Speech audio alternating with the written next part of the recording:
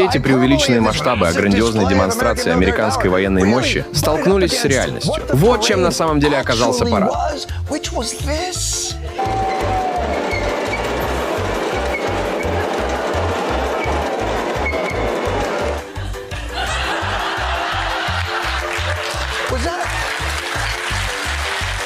И это танк? Он скрипел?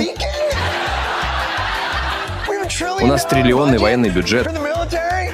И что, они не могли его смазать? Серьезно? Скрипучий танк, и никто не может это исправить?